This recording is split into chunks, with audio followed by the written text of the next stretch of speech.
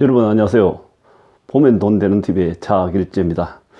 얼마 전에 보니까요, 강남에 25평형, 그리고 분양 아파트 25평형, 전용 면적 18평짜리를 25억에 매매됐다는 걸 제가 얼마 전에 일전에 봤었습니다.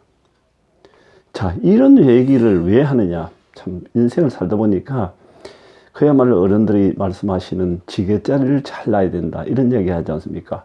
강남에 계속적으로 머물러서 왔다 갔다 했었으면은 그야말로 그 25평짜리 정도 하나는 차지했을 거 아닙니까, 보통 사람들이. 근데 25평짜리 그 손바닥만한 아파트 한 채가 25억이라니. 직장 생활해가 월급 타가지고 먹고 살고, 저축해서 알뜰히 저축하고, 또 아니면 뭐 그냥 보통 일을 인건비 받아가지고 이렇게 먹고 사는 사람들은 25억을 모으려고 해보세요. 이게 상상이 가는 얘기입니까? 제가 왜 이런 얘기 하냐면, 지금 이거 자료를 찾다 보니까 32년 전 이 자료를 전체 다 이렇게 보는데요. 강남의 그 압구정동 부터 시작해가지고 아파트 분양을 보니까 100몇십만 원에 평당했었습니다. 100몇십만 원 해가지고, 그 31년 전 이 자료를 보면은, 그때는 뭐, 25평짜리 이런 건 사실 인기가 없고, 4, 50평짜리, 그래, 돈 있는 사람들이 위주였기 때문에 큰 평수만 그 선두로 끌고 나가고 비싸기도 했습니다. 아파트가 비싼데. 막 그러다 보니까 채권 입찰제도 하고 뭐도 하고 해가지고 했는데, 어쨌든 간에 지금 보니까 구이 현대아파트가 그거 사상 최고로 평당 250만 원 도달했다, 이렇게 이야기하고, 오늘 아침에 전국 아파트 시세를 제가 보니까 압구정동 현대아파트 33평하고 반포 뭐 이런 데 보니까 주중 33평형이 얼마냐면, 그 당시 31년 전에 정확하게 1억 1천만 원에서 1억 4천만 원 지금 하더라고요. 그러면 결과적으로 따져보면 약 한 20매덕에서 한 30억 가까이 하니까 매년 한 8천만 원 정도 올라갔다. 그러면 그냥 살면서 그냥 불로소득을 그만큼 했다는 얘기입니다. 그러면 상대적으로 거기에 진입 못했던 사람들은 그만큼 손해를 봤다는 얘기예요. 어쨌든 돈값이 떨어졌던지 뭘 했겠죠. 누군가가 손해를 받기 때문에 저렇게 올라가 있는 겁니다. 그래서 조금 전에 말씀드린 대로 지게차를 잘 놔야 되겠다, 이런 얘기 합니다.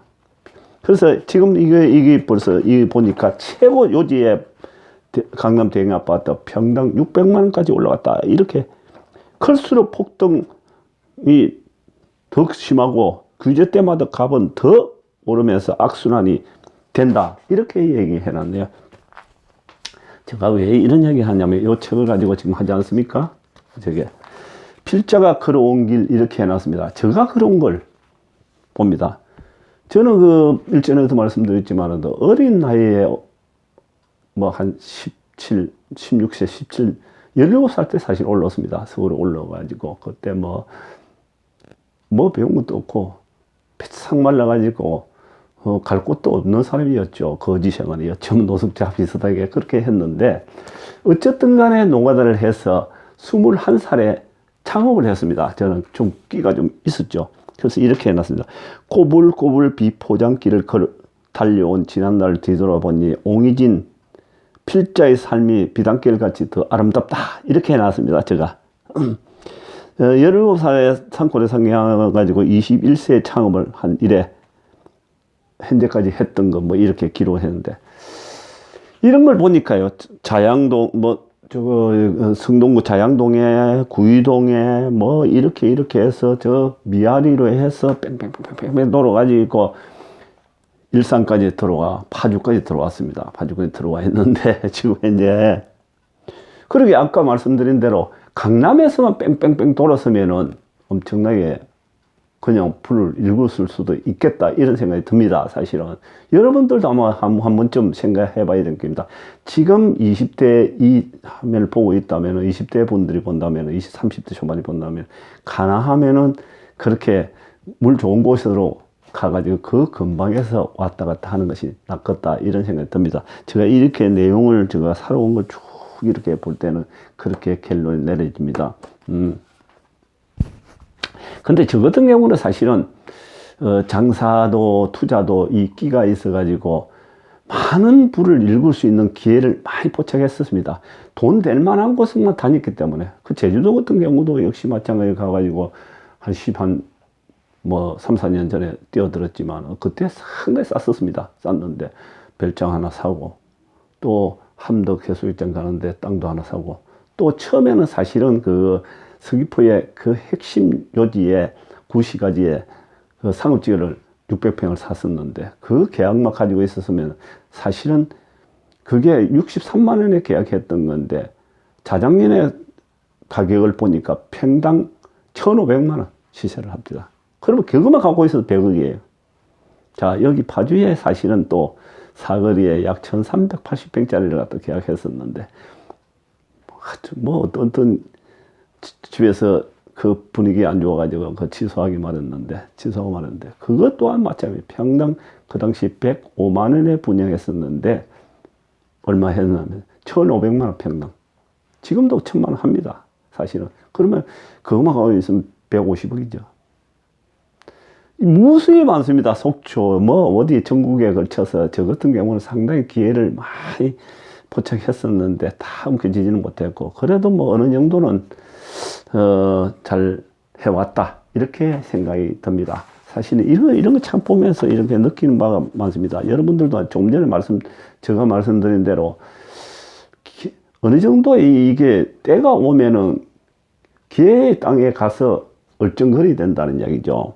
서울 인구 72%가 내 땅 한 평도 없다 이렇게 해놨지 않습니까? 이거 한 평도 없다고 그러지 않습니까? 참 지금도 마찬가지일 겁니다. 여러분들이 한 평도 없는 분들이 상당히 많을 겁니다.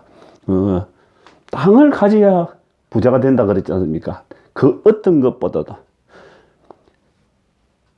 이 수도권에 부동산 가격 이상 폭등 전국은 지금 어디로 가고 있나?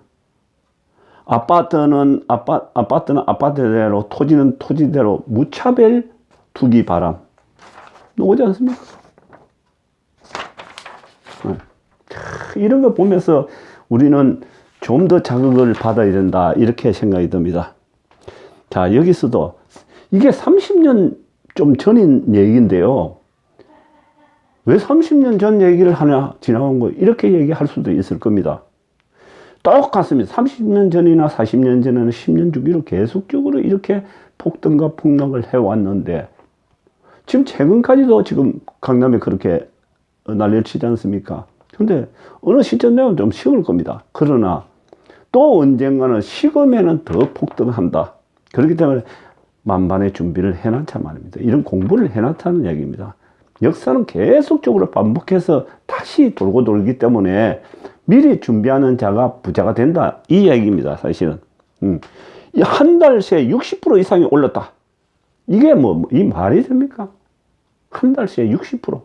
이렇게 올랐으니 아까 서두에서 말씀드린 대로 25평, 전용 면적 10몇 평짜리가 25억이라니. 돈도 아니지 않습니까? 월급 아무리 올라가 보세요. 그거 따라갈 수 있는지. 없습니다, 이거. 그럼 평생 늙으면은 퇴직하고 나면은 집 조그만 한 채. 그리고 애들한테 좀 주고 나면 아무것도 노후가 달랑달랑 하죠. 그래서 미리 재테크에 눈을 떠야 된다. 이 말씀을 드리고 싶어서 지금 하는 겁니다. 감사합니다. 여러분, 감사합니다. 다음 별 행감, 너희.